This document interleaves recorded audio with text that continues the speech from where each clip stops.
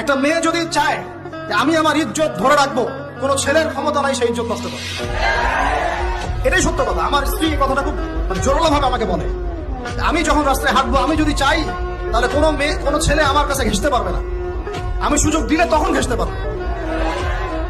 একটা মেয়ে যদি চায় যে একটা ছেলে আমার সাথে ইটিশ পিটিশ করুক, সে ছেলে করবেই করবে। একটা মেয়ে যদি চায় যে একটা ছেলে আমার পর্যন্ত আসতে পারবে না, আমি আমার ব্যক্তিত্ব গায়ের বজায় রাখবো, আমি ডিস্টেন্স মেনটেন করবো, আমি কোনো সুযোগ দিব না, ছেলে সুযোগ পাবে না কখনো। এত সহজ না। সর্বোচ্চ তখন কি করতে পারে, ধরে 10 জন মিলে ধরে ওকে জোর করে তার সাথে কিছু করতে পারে। ওরকম কিছু করলে তো আল্লাহর গজব নেমে আসে।